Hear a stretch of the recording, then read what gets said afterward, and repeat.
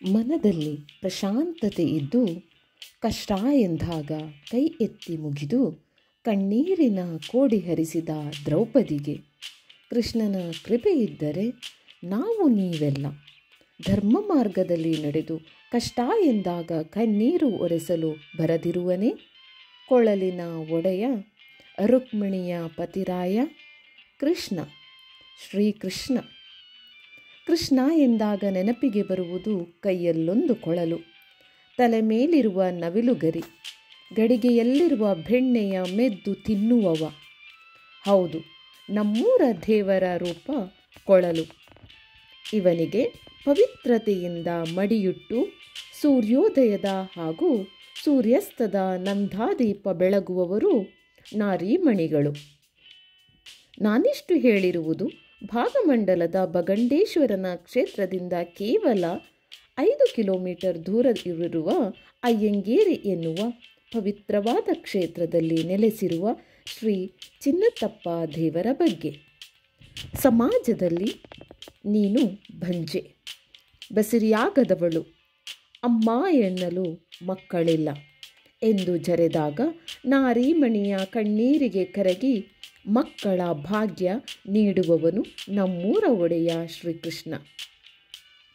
ಇಷ್ಟೇ ಅಲ್ಲದೆ ಮಡಿಯುಟ್ಟು ಪವಿತ್ರತೆಯಿಂದ ಕೈ ಮುಗಿದು ಮನಸ್ಸಲ್ಲಿರುವ ಬೇನೆಯನ್ನು ಹೇಳಿಕೊಂಡಾಗ ಕರಗದಿರುವನೇ?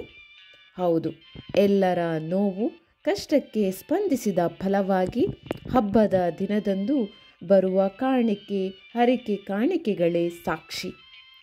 ಒಂದಾ ಎರಡ? ಚಿನ್ನ, ಬೆಳ್ಳಿ, ಎಣ್ಣೆ ಟಿನ್ಗಳಂತೂ ಸಾಕಷ್ಟು ಬರುತ್ತಿರುತ್ತದೆ. ಹಾಗಾಗಿ ಶ್ರೀದೇವರ ಇತಿಹಾಸ ಕೆದಕಿದಾಗ ಕೈಗೆ ಸಿಕ್ಕಿರುವುದೊಂದು ಪುಸ್ತಕವೇ ಶ್ರೀ ಚಿನ್ನತಪ್ಪ ದೇವರ ಮಹಿಮಾ ವಿಶೇಷತೆ. ಅಷ್ಟೇ ಅಲ್ಲದೆ ಅಲ್ಲಿಗೆ ಹೋದಾಗ ಸಿಕ್ಕಿರುವಾತ ದೇವರನ್ನು, ಅಂದರೆ ಕೊಳಲನ್ನು ಎತ್ತಿಕೊಳ್ಳುವಾತ ಶ್ರೀ ಬಿದ್ಯಂಡ ಜಗದೀಶ್ರವರ ಮನದಾಳದ ಮಾತಿದು. ಭರತ ಭೂಮಿಯಲ್ಲಿ ಸತ್ಯಕಥೆಗಳು ಒಂದಾ ಎರಡ? ಸಾವಿರಗಳು. ಅಂತಹದೊಂದರಲ್ಲಿ ನಮ್ಮೂರ ಚಿನ್ನತಪ್ಪ ದೇವರ ಕಥೆಗಳು ಸೇರಿವೆಯಾದರೂ ಕೆಲವೊಂದು ಪ್ರತ್ಯಕ್ಷ ದರ್ಶನವಾಗಿದೆ. ಅಂತೆಯೇ ಭಾಗಮಂಡಲದ ಅಯ್ಯಂಗೇರಿಯಲ್ಲಿ ಶ್ರೀಮಾನ್ ಶ್ರೀಕೃಷ್ಣ ಪರಮಾತ್ಮನು ಪ್ರತ್ಯಕ್ಷ ದರ್ಶನವಿತ್ತು ಶ್ರೀ ಚಿನ್ನತಪ್ಪ ಎಂಬ ಹೆಸರಿನೊಂದಿಗೆ ನರಮಾನವರಿಂದ ಭಕ್ತಿಯಿಂದ ಪೂಜೆ ಮಾಡಿಸಿಕೊಳ್ಳುತ್ತಿರುವವನು.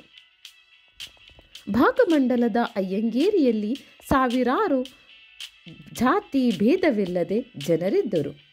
ಇವನು ಗೊಲ್ಲ ಜನಾಂಗದ ಬಿದ್ಯಂಡ ಕುಟುಂಬದ ಮಡಿಲಲ್ಲಿ ಭಕ್ತಿಯ ಪರವಶನಾಗಿ ಪೂಜೆ ಮಾಡಿಸಿಕೊಳ್ಳುತ್ತಿರುವನು.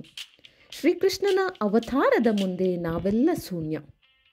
ಇಂದಿಗೆ ಬಡ್ಡೀರ ಮಣಿ ಚೆಂಗಪ್ಪರ ಪುಸ್ತಕ ನಮಗೆಲ್ಲರಿಗೆ ದಾರಿದೀಪವಾದರೆ, ಡಿಜಿಟಲ್ ಯುಗದಲ್ಲಿರುವ ಮುಂದಿನ ಪೀಳಿಗೆಗೆ ಇದನ್ನು ಡಿಜಿಟಲ್ ರೂಪಕ್ಕೆ ಮಾರ್ಪಾಡು ಮಾಡುವುದು ನಮ್ಮೆಲ್ಲರ ಕರ್ತವ್ಯವೂ ಹೌದು. ಹಾಗಾಗಿ ಇಂತಹದೊಂದು ಸಾಹಸಮಯ ಕೆಲಸಕ್ಕೆ ಕೈ ಹಾಕಿದಾಗ ತನ್ನ ನಂಬಿದ ದೇವರ ಇತಿಹಾಸ ಇನ್ನೂ 4 ಮಂದಿಗೆ ತಿಳಿಯಲಿ ಎಂದು ಅವರಿಗೆ ಅರಿತಷ್ಟು ತಿಳಿಸಿ ಬಾಹ್ಯ ಬೆಂಬಲ ನೀಡಿದವರು ಈ ಊರಿನವರು. ಹಾಗಾಗಿ ಈ ಕಥೆಯಲ್ಲಿ ದೇವರ ಬಗ್ಗೆ ಸಂಕ್ಷಿಪ್ತವಾಗಿ ವಿವರಿಸಿದ್ದೇನೆ. ಈ ಕಥೆಯು ಹೀಗೆ ಮುಂದುವರಿಯುತ್ತದೆ. ದೇವಲೋಕದಲ್ಲಿ ಶ್ರೀಮನ್ನಾರಾಯಣ ಸ್ವಾಮಿ ಹಾಗೂ ಶ್ರೀಕೃಷ್ಣನು ಸ್ನಾನಕ್ಕೆ ಹೋಗುವ ಪದ್ಧತಿ. ಆದರೆ ಶ್ರೀಕೃಷ್ಣನು ಗೋಪಿಕಾಸ್ತ್ರೀಯರೊಂದಿಗೆ ಆಟವಾಡುತ್ತಾ ಹೊತ್ತು ಕಳೆಯುತ್ತಿರುತ್ತಾನೆ. ಆದರೂ ಸ್ನಾನದ ಸಮಯಕ್ಕೆ ಎಲ್ಲಿಂದಲೂ ಓಡೋಡಿ ಬರುವನು. ಆದರೆ ಅದೊಂದು ದಿನ ವಿಷ್ಣು ಶ್ರೀಮನ್ನಾರಾಯಣನು ಸ್ನಾನಕ್ಕೆ ಹೊರಡಲು ಅನುಮಾಡಿದರೂ ಶ್ರೀಕೃಷ್ಣನ ಆಗಮನವಾಗಲಿಲ್ಲ.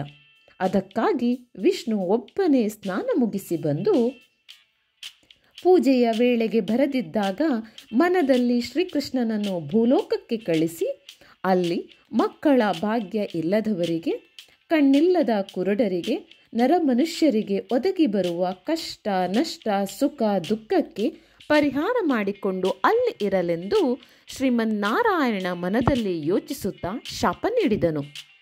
ಮಂಗಳಾರತಿಯ ಸಮಯವಾಯಿತು. ಆಗ ಎಲ್ಲಿಂದಲೋ ಶ್ರೀಕೃಷ್ಣನು ಓಡೋಡಿ ಬಂದು ಶ್ರೀಮನ್ನಾರಾಯಣನ ಪಾದಗಳಿಗೆ ದೀರ್ಘದಂಡ ನಮಸ್ಕಾರ ಮಾಡಿ, ತಾನು ಮಾಡಿರುವುದು ತಪ್ಪು, ಹಾಗಾಗಿ ಕ್ಷಮೆ ಕೇಳುತ್ತಿರುವೆ, ದಯಮಾಡಿ ಯಾವುದೇ ಶಾಪ ನೀಡದಿರಿ ಎಂದು ಪರಿಪರಿಯಾಗಿ ಯಾಚಿಸಿದರೂ ಶ್ರೀಮನ್ನಾರಾಯಣ ಹಾಕಿದ ಶಾಪವನ್ನು ತೆಗೆಯಲು ಅಸಾಧ್ಯವ. ಆದುದರಿಂದ ಹಾಗಾಗಿ ಮರುಶಾಪವನ್ನು ನೀಡುವೆ. ಅದೇನೆಂದರೆ, ಭೂಲೋಕದಲ್ಲಿ ನಿನಗೆ ಇಷ್ಟವಾದ ತಿಂಡಿ ಬೆಣ್ಣೆಯನ್ನು ಮಾಡುವವರು, ಅಂದರೆ ಗೋಪಾಲಕರು, ಅಂದರೆ ಗೊಲ್ಲ ಜನಾಂಗವನ್ನು ಸೇರಿ ಅವರಿಂದ ಭಕ್ತಿಯ ಪೂಜೆ ಮಾಡಿಸಿಕೊಂಡು ಗಂಧ ಪುಷ್ಪ ಪಡೆಯುವಂಥವನಾಗು ಎಂದು ಮರುಶಾಪವಿತ್ತರು. ಕೇಳತೊಡಗಿದಾಗ ಶ್ರೀರಮನ್ನಾರಾಯಣನು, ನಿನಗೆ ಯಾವುದೇ ರೂಪದಲ್ಲಿ ಕಷ್ಟ ಆಪತ್ತು ಬಂದರೆ ನನ್ನನ್ನು ಭಕ್ತಿಯಿಂದ ಧ್ಯಾನಿಸು, ಆಗ ನಾನು ನಿನಗೆ ಸಹಾಯ ಹಸ್ತವನ್ನು ನೀಡುವೆ ಎನ್ನುವವ. ವಿಷ್ಣುವಿನ ಮಾತಿಗೆ ಒಪ್ಪಿ ಶ್ರೀಕೃಷ್ಣ ಪರಮಾತ್ಮನು ಬೈಕೋಲತಪ್ಪ ಅಯ್ಯಪ್ಪ ಸಾರ್ತಾವು ಸಹಿತ ಚಿನ್ನದ ನೂಲಿನಲ್ಲಿ ಅಯ್ಯಂಗೇರಿಯ ಕರ್ತಕಾಡು ಎಂಬ ಜಾಗದಲ್ಲಿ ಬಂದಿಳಿದರು. ಯೋಚನಾಮಗ್ನನಾಗಿ ಸುಮಾರು 3 ವರ್ಷಗಳ ಕಾಲ ಪೂಜೆ ಪುರಸ್ಕಾರವಿಲ್ಲದೆ ಇದ್ದನು. ಹಾಗಾಗಿ ದೇಹದ ಸುತ್ತಲೂ ಹುತ್ತ ಬೆಳೆದಿತ್ತು. ಅಷ್ಟೇ ಅಲ್ಲದೆ ಕತ್ತಲೆ ಆವರಿಸಿತ್ತು. ಅವನ ದುಃಖದಿಂದ ಶ್ರೀಮನ್ನಾರಾಯಣನಿಗೆ ತನ್ನ ಕಷ್ಟವನ್ನೆಲ್ಲ ಮನದಲ್ಲಿ ಧ್ಯಾನಿಸುತ್ತಾ ತಿಳಿಸಿದ. ಇವನ ಭಕ್ತಿಯು ವಿಷ್ಣುವಿಗೆ ಅರ್ಪಣೆಯಾಗಿ ಅದಾಗ ಭೂಲೋಕದಲ್ಲಿ 7 ಹಗಲು 7 ರಾತ್ರಿ ಎಡೆಬಿಡದೆ ಮಳೆಯಾದಾಗ ಶ್ರೀಕೃಷ್ಣನ ಸುತ್ತ ಬೆಳೆದ ಹುತ್ತ ಕರಗಿ ಶುದ್ಧ ಮಣ್ಣಾಗಿ ಪೂರ್ವ ಭಾಗಕ್ಕೆ ನದಿಯಾಗಿ ಹರಿದು ಪೇರೂರು ಗ್ರಾಮದ ನದಿಗೆ ಸೇರಿತು ಎನ್ನುವ ಪ್ರತೀತಿ ಇದೆ. ಹುತ್ತ ಕರಗಿ ನದಿಯಾಗಿ ಹರಿದ ದಾರಿಯಲ್ಲಿಯೇ ನಡೆದು ಬಂದರು ಶ್ರೀಕೃಷ್ಣ. ಬಂದು ಪೇರೂರಿನ ಬಳಿಯಲ್ಲಿರುವ ಕೋಡಿಯಂಡ ಮನೆಯ ಹತ್ತಿರ ನಿಂತು ಯೋಚಿಸಿದಾಗ ಕೆಲವೊಂದು ಕೊರತೆಯು ಕಂಡುಬಂದು ಮತ್ತು ಅದರ ಪರವಾಗಿ ಅವರೊಂದಿಗೆ ಬಂದಿಳಿದ ಶ್ರೀ ಬೈಕೋಲಚ್ಚನಿಗೆ ಅಲ್ಲಿ ಸ್ಥಾನವನ್ನು ಕಲ್ಪಿಸಲಾಯಿತು. ಅಷ್ಟೇ ಅಲ್ಲದೆ ಬೈಕೋಲಚ್ಚನಿಗೆ ಕೋಡಿಯಂಡ ಕುಟುಂಬದ ಗೊಲ್ಲ ಜನಾಂಗದವರಿದ್ದು ಬ್ರಾಹ್ಮಣರಿಂದ ಪೂಜೆ ಮಾಡಿಸುವವರು. ಬೈಕೋಲಚ್ಚನಿಂದಾಗಿ ಅಲ್ಲಿಯ ಜನರಿಗೆ ಸಾಕುವ ದನ ಕರುಗಳಿಗೆ ಸುಖ ಶಾಂತಿ ನೆಮ್ಮದಿ ಇರಲಿ ಎನ್ನುತ್ತಾ ಶ್ರೀಕೃಷ್ಣ ಪರಮಾತ್ಮನು ಮುಂದಕ್ಕೆ ಸಾಗಿದರು. ಹಾಗೆಯೇ ಸಾಗುತ್ತಾ ಕಾಡಿನೊಳಗೆ ಸಾಗಿ ಗೊಲ್ಲ ಜನಾಂಗದ ಉದ್ದಮಾಡಂಡ ಕುಟುಂಬದ ಬಳಿ ಬಂದು ತನಗಿದು ಯೋಗ್ಯವಾದ ಸ್ಥಳವೇ ಎಂದು ಯೋಚಿಸಿ ಇದಲ್ಲ ಎಂದು ತಿಳಿದು ತನ್ನ ಜೊತೆಗೆ ಬಂದಿಳಿದ ಇನ್ನೊಬ್ಬ ಅಂದರೆ ಅಯ್ಯಪ್ಪ ಸಾರ್ತಾವಿಗೆ ನೆಲೆ ಮಾಡಿಕೊಟ್ಟು ಇಲ್ಲಿರುವ ಜನರಿಂದ ಭಕ್ತಿ ಭಾವದಿಂದ ಬೇಡಿದಾಗ ಸುಖ ಶಾಂತಿ ಸೌಖ್ಯ ನೆಮ್ಮದಿ ಅಷ್ಟೇ ಅಲ್ಲದೆ ಹಸುಕರುಗಳಿಗೂ ಮಳೆ ಬೆಳೆ ಚೆನ್ನಾಗಿರಲಿ ಎಂದೆಲ್ಲ ಹಾರೈಸಿ ನನ್ನನ್ನು ಯಾವತ್ತಿಗೂ ಬೇಡಿಕೋ, ಆಗ ನಾನಿನ್ನ ಬಳಿ ಬಂದು ಸಲಹುವೆ ಎಂದು ಹೇಳಿ ಮುಂದೆ ನಡೆದು ಸಾಗಿದನು. ಮುಂದೆ ಸಾಗಿದ ನಮ್ಮೂರ ಒಡೆಯನಾದ ಶ್ರೀ ಚಿನ್ನತಪ್ಪನಿಗೆ ಅಯ್ಯಂಗೇರಿ ತಲುಪಿದರು. ಅಲ್ಲಿ ತಲುಪಿದಾಗ 5 ಕುಟುಂಬದ ಮಕ್ಕಳು ಅವರವರ ಹಸುಕರುಗಳನ್ನು ಮೇಯಿಸುತ್ತಿದ್ದರು. ಆ 5 ಕುಟುಂಬದವರೆಂದರೆ ಬಿದ್ಯಂಡ, ಚಿಯಂಡ, ನಾಯಕಂಡ, ಪುಳುವಂಡ, ಕೊಲ್ಯಂಡ ಎಂಬ ಗೊಲ್ಲ ಜನಾಂಗದವರಾಗಿದ್ದು, ಹಾಗಾಗಿ 5 ಕುಟುಂಬಸ್ಥರು ನೆಲೆ ನಿಂತ ಜಾಗಕ್ಕೆ ಅಯ್ಯಂಗೇರಿ ಎಂದು ಹೆಸರು ಬಂದಿತು. ಅಲ್ಲಿರುವ ಮಕ್ಕಳು ಬಂಡೆಕಲ್ಲಿನ ಮೇಲೆ ಚೆಂಡೆಮಣೆ ಆಡುತ್ತಿದ್ದರು. ಅದನ್ನು ನೋಡಿದ ನಮ್ಮ ಪರಮದೇವ ಶ್ರೀಕೃಷ್ಣ ನಿಂತಲ್ಲಿಯೇ ತನ್ನ ವೇಷವನ್ನು ಬದಲಾಯಿಸಿ ಸನ್ಯಾಸಿ ಅಂದರೆ ಜೋಗಿ ವೇಷಧಾರಿಯಾದ, ಅಂಗೈಯಲ್ಲಿ ಚಿಪ್ಪಿ, ಹೆಗಲಲ್ಲಿ ಜೋಳಿಗೆ, ಕೈಯಲ್ಲಿ ಬೆತ್ತದ ಕೋಲು ಹಿಡಿದು ಬಂಡೆಕಲ್ಲಿನ ಮೇಲೆ ಆಡುವ ಮಕ್ಕಳ ಬಳಿ ಸಾಗಿ ತನ್ನನ್ನು ಆಟಕ್ಕೆ ಸೇರಿಸಿಕೊಳ್ಳುವಂತೆ ಕಣ್ಣಾಸೆ ಹಾಗೂ ಮನದಾಸೆಯನ್ನು ತಿಳಿಸಿದ. ಆದರೆ ಚಿಕ್ಕ ಮಕ್ಕಳಿಗೆ ಇದಾವುದರ ಬಗ್ಗೆ ಅರಿವು ಇಲ್ಲದಕ್ಕಾಗಿ ಅವರು ಅಲ್ಲಗರೆದರು. ಆದರೆ ಅಲ್ಲೇ ಪಕ್ಕದಲ್ಲಿದ್ದ ಬಿದ್ದಿಂಡ ಕುಟುಂಬಕ್ಕೆ ಸೇರಿದ ದೇವಮ್ಮ ಎನ್ನುವವಳು ಅವರನ್ನು ಆಟಕ್ಕೆ ಸೇರಿಸಿಕೊಳ್ಳಿ, ಬೇರೆಯವರನ್ನು ನೋಯಿಸಬಾರದೆಂದು ತಿಳಿ ಹೇಳಿದ ಬಳಿಕ ಮಕ್ಕಳು ಮಾರುವೇಷದಲ್ಲಿರುವ ಶ್ರೀಕೃಷ್ಣನನ್ನು ಆಟಕ್ಕೆ ಸೇರಿಸಿಕೊಳ್ಳುತ್ತಾರೆ. ಆದರೆ ಆ ದಿನ ಆಡಿದ ಅದಾವುದೊಂದು ಆಟದಲ್ಲೂ ಶ್ರೀಕೃಷ್ಣ ಗೆಲುವನ್ನು ಸಾಧಿಸಿರುವುದಿಲ್ಲ. ಆದರೂ ಬೇಸರಿಸದೆ ಅಲ್ಲಿಯೇ ಇದ್ದ. ಸೂರ್ಯಾಸ್ತದ ಸಮಯವಾಯಿತು. ಮಕ್ಕಳಂತೂ ತಮ್ಮ ತಮ್ಮ ಹಸುಗಳನ್ನು ಕರೆದುಕೊಂಡು ಊರಿಗೆ ಹೊರಟರು. ಅತ್ತ ಎಣಿಸಿ ಇತ್ತ ಎಣಿಸಿದರೂ ದೇವಮ್ಮನ ಪಾಪಲಿ ಎತ್ತು ಕಾಣದಾಯಿತು. ಹಾಗಾಗಿ ದೇವಮ್ಮ ಪಾಪಲಿಯ ಹುಡುಕಾಡುತ್ತಾ ಅಲ್ಲಿಯೇ ಉಳಿದರೆ, ಉಳಿದವರೆಲ್ಲರೂ ಅವರವರ ಹಾಗೂ ದೇವಮ್ಮನ ಹಸುಕರುಗಳನ್ನು ಕರೆದುಕೊಂಡು ಮನೆ ಸೇರಿದರು. ಆದರೆ ದೇವಮ್ಮ ಮಾತ್ರ ತನ್ನ ಪ್ರೀತಿಯ ಪಾಪಲಿಯ ಕರೆಯುತ್ತಾ ಹುಡುಕಾಡಿದಾಗ ಆಗ ತಾನೇ ಹಾಕಿದ ಹಸಿ ಸೆಗಣಿ ಸಿಗುವುದು. ಪಾಪಲಿ ಎಂದು ಜೋರಾಗಿ ಕರೆದಾಗ ಅಂಬಾ ಎಂದು ಕರೆದಂತೆ ಭಾಸವಾಗುವುದು. ಇನ್ನೇನು ಇಲ್ಲೇ ಹತ್ತಿರವಿದೆಯೆಂದು ಹುಡುಕುತ್ತಾ ಮುಂದೆ ಸಾಗಿದರೆ ಕಾಣದಾಗುವುದು. ಅಷ್ಟು ಇಷ್ಟು ಹುಡುಕಿದ ಬಳಿಕ ಅಲ್ಲೊಂದು ಕಡೆ ಬಳ್ಳಿಯನ್ನು ಮೇಯುತ್ತಿದ್ದ ಪಾಪಲಿ ಎತ್ತು ಕಂಡಿತು. ಕಂಡಾಗ ಖುಷಿಯಿಂದ ತನ್ನನ್ನು ಮನೆಗೆ ಕರೆದುಕೊಳ್ಳಲು ಅನುವಾದಳು ದೇವಮ್ಮ. ಆಗ ದೇವಮ್ಮನಿಗೆ ವೇಷಧಾರಿ ಶ್ರೀಕೃಷ್ಣನ ನಜ ಸ್ವರೂಪ ದರ್ಶನವಾಗುವುದು. ಸಾವಿರ ಸೂರ್ಯನ ಪ್ರಕಾಶದಂತಿರುವ ಇವನ ದರ್ಶನ ದೇವಮ್ಮನು ಪ್ರಜ್ಞಾಹೀನನಾಗಿ ಕೆಳಗೆ ಬೀಳುವಂತೆ ಮಾಡುತ್ತದೆ. ಆಗ ಶ್ರೀಕೃಷ್ಣನು, ನಾನು ಬೇರಾರೂ ಅಲ್ಲ, ಶ್ರೀಕೃಷ್ಣನೇ, ನಿನ್ನ ಅಂದ ಚಂದ ಸೌಂದರ್ಯಕ್ಕೆ ಮಾತ್ರವಲ್ಲದೆ ನಿನ್ನಲ್ಲಿರುವ ಒಳ್ಳೆಯ ಗುಣಕ್ಕೆ ಮನಸೋತು ಸತಿಯಾಗಿ ಪಡೆಯಬೇಕೆಂಬುದು ಮನದಾಸೆ ಎಂದನು. ಅಷ್ಟೇ ಅಲ್ಲದೆ ಈ ವಿಷಯವನ್ನು ಯಾರಿಗೂ ತಿಳಿಸಬಾರದು, ನಿನ್ನ ತಾಯಿಗೂ ಸಹ.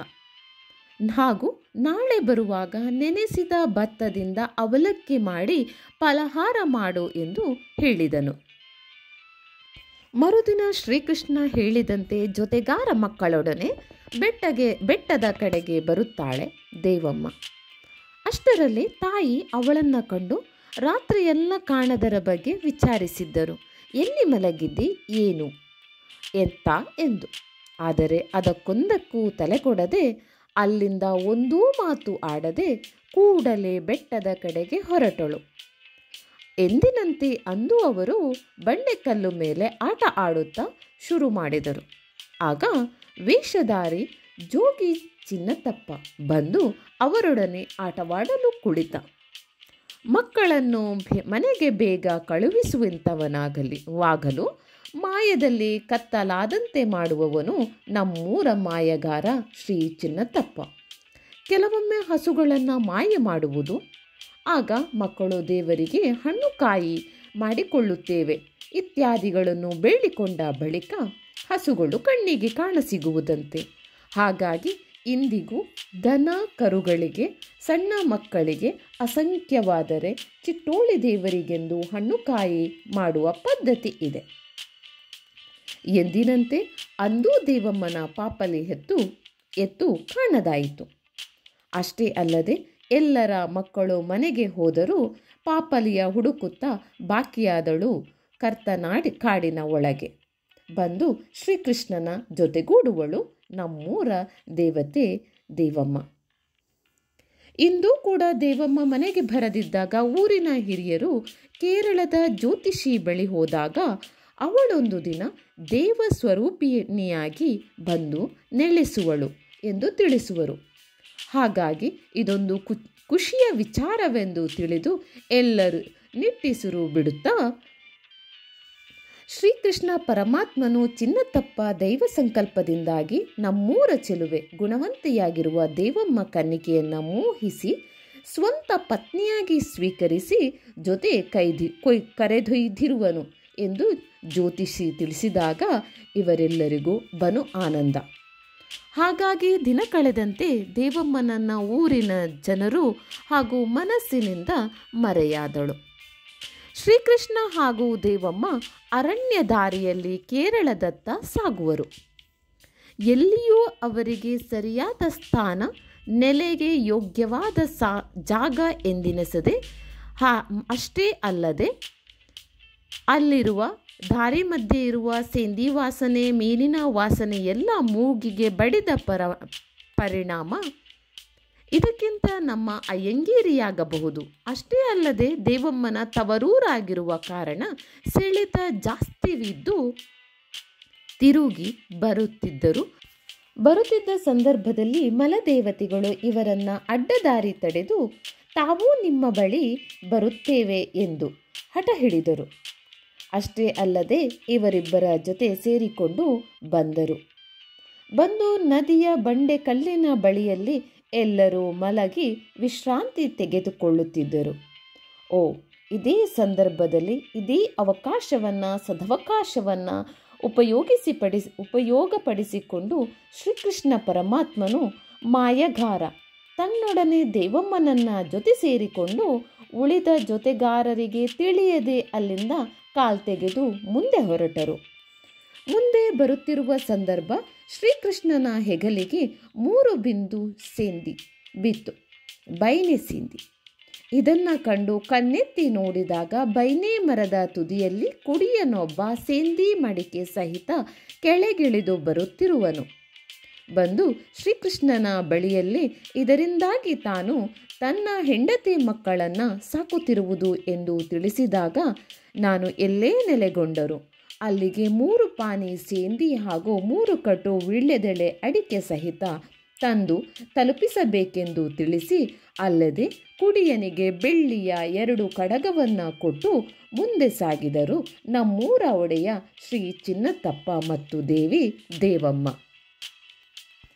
ನಾನು ಮುಂದೊಂದು ದಿನ ಅಯ್ಯಂಗೇರಿಯ ಬಿದ್ಯಂಡ ಕುಟುಂಬದವರ ಮಣ್ಣಿನಲ್ಲಿ ಸ್ಥಾನ ನೆಲೆ ನಿಂತಾಗ, ಚಿನ್ನತಪ್ಪ ಹಬ್ಬಕ್ಕೆ ಬಂದಾಗ ಬೆಳ್ಳಿಯ ಕಡಗ ಕೈಗೆ ತೊಟ್ಟುಕೊಂಡು ಶುದ್ಧ ಮುದ್ರಿಕೆಯಿಂದ ಸೇಂದಿ ಮತ್ತು ವೀಳ್ಯದೆಲೆ ಅಡಿಕೆ ಸಹಿತ ದೇವಸ್ಥಾನದೆದುರು ಒಪ್ಪಿಸು ಎಂದು ಹೇಳಿದರ ಸಲುವಾಗಿ ಇಂದಿಗೂ ಒಪ್ಪಿಸುವ ಪದ್ಧತಿ ಇದೆ. ಅಲ್ಲಿಂದ ಮುಂದುವರೆದು ದಿನನಿತ್ಯವೂ ಉಳುಮೆ ಮಾಡಿದ ಎತ್ತುಗಳನ್ನು ತೊಳೆಯಲು ನೀರು ಗುಂಡಿಗೆ ಇಳಿಸಲು ಒಬ್ಬ ತರುಣನು ಹರಸಾಹಸ ಪಡುತ್ತಿದ್ದ ಸಂದರ್ಭ. ಇದ್ಯಾಕೋ ನೀರುಗುಂಡಿಗೆ ಎತ್ತುಗಳು ಇಳಿಯುತ್ತಿಲ್ಲವೆಂದು ನೀರುಗುಂಡಿಯನ್ನು ದಿಟ್ಟಿಸಿ ನೋಡಿದಾಗ ನೀರುಗುಂಡಿಯ ಮೇಲೆ 108 ಸೂರ್ಯನ ಬೆಳಕಿನಷ್ಟು ಪ್ರಕಾಶವಾದ ಜ್ಯೋತಿ ಎದ್ದು ಹೊತ್ತುತ್ತಿತ್ತು.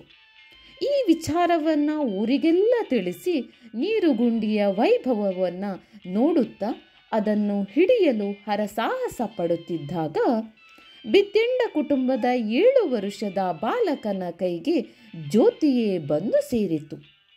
ಆ ಹೊತ್ತಿಗೆ ಜ್ಯೋತಿ ಕೈ ಸೇರಿದ ತರುಣನಿಗೆ ದೇವದರ್ಶನವಾಗಿ ಮುತ್ತು ನುಡಿಯಿತ್ತನು. ಅಲ್ಲಿ ಕೂಡಿದ್ದ ಮಾನವರಿಗೆ ದೇವರ ದರ್ಶನ ಬಂದ ಹುಡುಗನ ಕೈಯಲ್ಲಿ ಜ್ಯೋತಿಯಾಗಿ ಪ್ರಕಾಶಿಸಿದ್ದ ಮಹಿಮೆಯು ಬದಲಾಗಿ ಮಹಿಮಾಪೂರ್ವಕ ಕೊಳಲೊಂದು ನಿಜ ಸ್ವರೂಪದಲ್ಲಿ ಪ್ರತ್ಯಕ್ಷವಾಗಿ ಕಂಡುಬಂತು. ಹಾಗಾಗಿ ಇಲ್ಲಿರುವ ಕೊಳಲು ನಿಜ ಸ್ವರೂಪವಾದ ಶ್ರೀಕೃಷ್ಣ ಹಾಗೂ ದೇವಮ್ಮವೆಂದು ಇಂದಿಗೂ ನಮ್ಮೆಲ್ಲರಿಗೂ ತಿಳಿದ ವಿಚಾರವಾಗಿದೆ. ಇಂತಿಷ್ಟು ಆದ ಬಳಿಕ ಕೊಳಲನ್ನು ಎಲ್ಲಿ ಸ್ಥಾಪಿಸುವುದು ಎಂದು ಬಹುಚರ್ಚೆ ಉಂಟಾಗುವ ಹೊತ್ತು ಆ ಮಹಿಮಾ ವಿಶೇಷತೆಯ ಕೊಳಲನ್ನು ಒಬ್ಬರಿಗೊಬ್ಬರಿಗೆ ಒಂದೊಂದು ರೀತಿಯಾಗಿ ಕಾಣತೊಡಗಿತು. ಕೆಲವರಿಗೆ ಚಿನ್ನದ್ದು, ಕೆಲವರಿಗೆ ಬೆಳ್ಳಿಯದ್ದು, ತಾಮ್ರ, ಕಂಚಿನ ಮಾದರಿಯಾಗುವ ಹಾಗೆ ಕಾಣಸಿಗುತ್ತಿತ್ತು. ಅಷ್ಟೇ ಅಲ್ಲದೆ ಬಾಲಕನ ಮನೆಯಾದ ಬಿದ್ಯಂಡ ಕುಟುಂಬಸ್ಥರ ಮನೆಯಲ್ಲಿ ಸ್ಥಾಪಿಸುವುದೆಂದು ತೀರ್ಮಾನಿಸಿದರು. ಆದರೆ ಮನೆಯಲ್ಲಿ ಜಾಗದ ಕೊರತೆ ಇರುವುದಕ್ಕೆ ಇವರು ಅಮ್ಮ ಕೊಡವರ ಮನೆಯಲ್ಲಿ 3 ದಿನ ಇಡಲು ಒಪ್ಪಿ 3 ದಿನದ ಒಳಗೆ ಹೊಸ ಮನೆ ನಿರ್ಮಿಸಿ ದೇವರನ್ನು ಅಮ್ಮ ಕೊಡವರ ಮನೆಯಿಂದ ತರಲು ಹೋದಾಗ ಅವರು ಕೊಡಲು ಒಪ್ಪದೇ ಇದ್ದರು. ಹಾಗಾಗಿ ದೇವರೇ ಅವರ ಮನೆಯ ಗೋಡೆಯೊಡೆದು ದೇವ ಮಹಿಮಾ ಕೊಳಲು ಹಾರಿ ಬಂದು ಬಿದ್ಯಂಡ ಬಾಲಕನ ಕೈಗೆ ಹಾರಿ ಸೇರಿಕೊಂಡಿತು. ಆಗ ಅವರು ಅಂದರೆ ಬಿದ್ಯಂಡ ಕುಟುಂಬಸ್ಥರು ಕೊಳಲನ್ನು ತಮ್ಮ ಮನೆಯ ಒಳಗೆ ಸ್ಥಾಪಿಸಿ ಮನೆಯೊಳಗೆ ಹಾಗೂ ಊರೊಳಗೆ ಮಡಿಯಿರುವ ಪಾವಿತ್ರತೆಯಿಂದ ಕಾಪಾಡುತ್ತಾ ಬಂದರು. ಹಾಗಾಗಿ ಶ್ರೀ ಚಿನ್ನತಪ್ಪ ಅಂದರೆ ಶ್ರೀಕೃಷ್ಣ ಪರಮಾತ್ಮನು ದೇವರು. ದೇವಮ್ಮಳ ಸಹಿತ ಬಿದ್ಯಂಡ ಕುಟುಂಬಸ್ಥರ ಮನೆಯಲ್ಲಿ ಕೊಳಲಿನ ರೂಪದಲ್ಲಿ ನೆಲೆಗೊಂಡು ಇಂದಿಗೂ ಊರಿನ ಹಾಗೂ ಪರ ಊರಿನ ಜನತೆ ಹಸು ಕರುಗಳನ್ನು ಸಾಕಿ ಸಲಹುತ್ತಾ ಬಂದಿರುವರು. ಊರಿನವರನ್ನೆಲ್ಲ ನೆಮ್ಮದಿಯಿಂದಿಡಲು ಅವರು ನೋಡಿಕೊಳ್ಳುತ್ತಿದ್ದಾರೆ ಎನ್ನಬಹುದು. ಯಾರೇ ಬಂದು ಕೈಯೆತ್ತಿ ತನ್ನ ಕಷ್ಟವನ್ನು ಮನಸಾರೆ ಹೇಳಿಕೊಂಡರೆ ಶ್ರೀಕೃಷ್ಣನು ಕಷ್ಟವನ್ನು ಪರಿಹರಿಸುವನು ಎನ್ನುವುದು ನಮ್ಮೆಲ್ಲರ ಆಶಯವಾಗಿದೆ. ಇಂದಿಗೂ ಹಬ್ಬದ ಕಟ್ಟು ಬಿದ್ದ ಮೇಲೆ ಊರಿನಲ್ಲಿ ಮಧುಮಾಂಸ ಸೇವಿಸಬಾರದು, ಮುಟ್ಟಾಗಿರುವ ಹೆಂಗಸರು ಆ ಊರಿನ ಒಳಗೆ ಇರಬಾರದೆಂಬೆಲ್ಲ ಸುಮಾರು ಕಟ್ಟುಪಾಡುಗಳನ್ನು ಪಾಲಿಸುತ್ತಾ ಬಂದುದಕ್ಕಾಗಿ ಇಂದಿಗೂ ಅವನಲ್ಲಿರುವ ನಂಬಿಕೆ ಅಥವಾ ಶಕ್ತಿ ಕಳೆದುಕೊಳ್ಳಲಿಲ್ಲ. ಪ್ರತಿ ವರ್ಷ ಹಬ್ಬದಲ್ಲಿ ಶ್ರೀಕೃಷ್ಣ ಪರಮಾತ್ಮ ದೇವರ ಪವಾಡ ಮಹಿಮೆಯಂತೆ ಆಕಾಶ ಮಾರ್ಗದಲ್ಲಿ ಶ್ರೀಕೃಷ್ಣ ಪರಮಾತ್ಮನ ವಾಹನವಾದ ಗರುಡನು ಹಾರುತ್ತಾ ಸುತ್ತು ಹಾಕುವ ಮಹಿಮಾ ವಿಶೇಷ ಪ್ರೇಕ್ಷಕರಿಗೆ ಕಾಣಸಿಗುವುದೇ ಸಾಕ್ಷಿ. ಅಷ್ಟೇ ಅಲ್ಲದೆ ಶ್ರೀಕೃಷ್ಣ ಪರಮಾತ್ಮನು ಇಲ್ಲಿ ಇದ್ದ ಅಥವಾ ಈಗಲೂ ಇರುವವ ಎನ್ನುವುದಕ್ಕೆ ಇದಿಷ್ಟೂ ಸಾಕ್ಷಿಯಲ್ಲದೆ ಸುಮಾರು ಸಾಕ್ಷಿಗಳಿವೆ. ದೇವರ ಬಳಿಯಿರುವ ಕೊಡಗಿನ ಆಳಿದ ಶ್ರೀವೀರರು ಕೊಟ್ಟಿರುವುದು ಎಂಬ ಮಾತಿದೆ. ಯಾಕೆಂದರೆ ಒಂದು ದಿನ ವೀರರಾಜರು ತನ್ನ ಬಳಿ ಇರುವ ತರುಣರನ್ನು ಕಡೆದು ಮದವೇರಿದ ಆನೆಯನ್ನು ಯಾರು ಕಟ್ಟು ಹಾಕುತ್ತೀರೋ ಎಂದು ಕೇಳಿದಾಗ ಕುಯ್ಯಿಮಿಡಿ ಮನೆಯ ಒಬ್ಬ ತರುಣ ಒಪ್ಪಿಗೆ ಸೂಚಿಸುತ್ತಾನೆ. ಆದರೆ ತನ್ನ ಆರಾಧ್ಯ ದೇವರು ಶ್ರೀ ಚಿನ್ನತಪ್ಪ ದೇವರ ಆಶೀರ್ವಾದ ಬೇಡಿ ಬಂದು ನಂತರ ಎನ್ನುವನು. ಹಾಗಾಗಿ ತರುಣ ಶ್ರೀ ಚಿನ್ನತಪ್ಪ ದೇವರ ಬಳಿಯಲ್ಲಿ ಬಂದು ಭಕ್ತಿಯಿಂದ ಬೇಡಿ ಹೋಗಿ ಆನೆಯನ್ನು ಕಟ್ಟು ಹಾಕುವಲ್ಲಿ ಯಶಸ್ವಿಯಾದ. ಯಾಕೆಂದರೆ ಆ ಆನೆಯನ್ನು ಕಟ್ಟು ಹಾಕಲು ಯಾರೂ ಮುಂದೆ ಬಂದಿರುವುದಿಲ್ಲ, ಅಲ್ಲದೆ ಅದು ಸಾಮಾನ್ಯರಿಂದ ಸಾಧ್ಯವಲ್ಲದ ಮಾತು. ಹಾಗಾಗಿ ಇವರಿಗೆ ಸಹಾಯ ಮಾಡಿದ್ದು ಅವನ ಆರಾಧ್ಯ ದೇವರಾದ ಚಿನ್ನತಪ್ಪ ಎಂದು ಗೊತ್ತಾಗಿ ಶ್ರೀ ಮಹಾರಾಜರು ಉಡುಗೊರೆಯನ್ನು ನೀಡಿದರು. ನಾನು ಇಲ್ಲಿಯ ಪವಿತ್ರತೆಯ ಬಗ್ಗೆ ಕಂಡು ಬೆರಗಾಗಿದ್ದೇನೆ. ಇಲ್ಲಿಯ ಹಬ್ಬದ ಭಂಡಾರದ ದಿನ ಮೊದಲ ಬಾರಿ ಬಂದಾಗನೇ ಏನೋ ಒಂಥರ ಅನುಭವ, ಅದನ್ನು ವಿವರಿಸಲ ಸಾಧ್ಯ. ಹಾಗಾಗಿ ಹಾಗೂ ಹೀಗೂ ಎಲ್ಲೆಂದಲೋ ವಿಚಾರವನ್ನು ತಿಳಿದಾಗ ಪ್ರತಿದಿನ ಮುಂಜಾವಿನ ಹೊತ್ತಲ್ಲಿ ಸೂರ್ಯಾಸ್ತದ ಸಮಯದಲ್ಲಿ ನಂದಾದೀಪ ಬೆಳಗುವರು ಎಂದು ತಿಳಿದು ಎರಡನೇ ಬಾರಿ ಬಂದಾಗ ಇನ್ನೊಮ್ಮೆ ಮೈ ನೆವರೇಳಿಸುವ ಅನುಭವ. ಯಾಕೆಂದರೆ ಮನದಲ್ಲಿದ್ದ ಸಾವಿರ ಪ್ರಶ್ನೆಗೆ ಒಮ್ಮೆಗೆ ಉತ್ತರ ಸಿಕ್ಕಿದ್ದು. ಬೇಕಾದ ವಿಷಯವನ್ನು ತನಗೆ ಅರ್ಥವಾಗುವಂತೆ ತಿಳಿಸಿದ್ದು ಶ್ರೀ ಬಿದ್ಯಂಡ ಜಗದೀಶ್ರವರು.